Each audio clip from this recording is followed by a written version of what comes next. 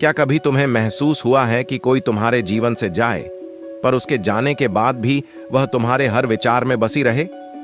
जैसे उसकी चुप्पी भी कुछ कहती हो, जैसे हर हवा का झोंका उसका नाम लेकर गुजरता हो सकता है तुम उसे सालों से नहीं मिले हो, पर जब भी चांद निकले या बारिश गिरे, दिल अचानक उसके बारे में सोचने लगे।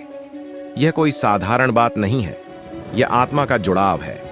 पहला भाग, उसके मौन का अर्थ। कभी कभी स्त्री मौन इसलिए नहीं रहती कि उसे कुछ महसूस नहीं होता, बल्कि इसलिए कि जो महसूस होता है वह शब्दों में कह नहीं पाती। उसका मौन ही उसका संवाद बन जाता है।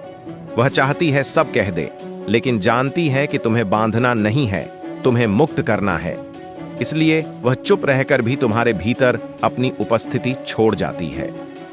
दूसरा भाग, मन की प्रतिध्वनि।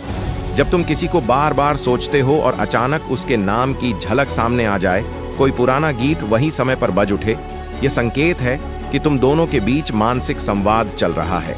यह वही अदृश्य डोर है जिसे भारतीय परंपरा मन संवाद कहती है। तीसरा भाग, किस्मत के अधूरे पन्ने। कुछ रिश्ते पूरे नहीं होते क्योंकि वे किसी अगले जन्म के लिए लिखे गए होते हैं। कभी यह अधूरापन ही आत्मा की यात्रा बन जाता है।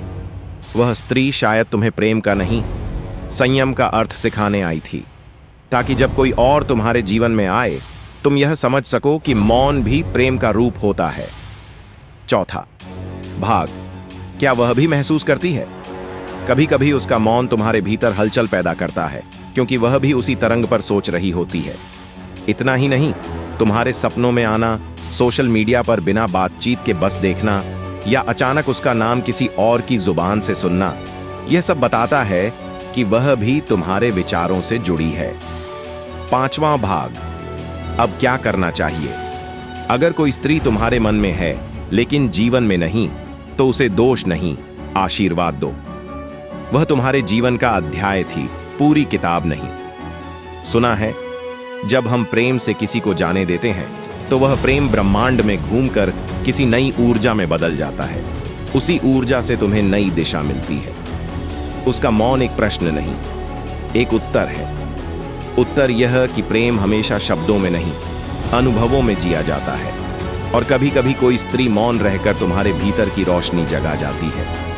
वह चली भी जाए तो उसकी ऊर्जा तुम्हें नया बनाकर छोड़ जाती है। तो अगर कोई स्त्री तुम्हारे विचारों में बसती है और फिर भी चुप है, तो समझ लो वह मौन नहीं, पूरा ब्रह्मांड तुम्हारे साथ संवाद कर रहा है।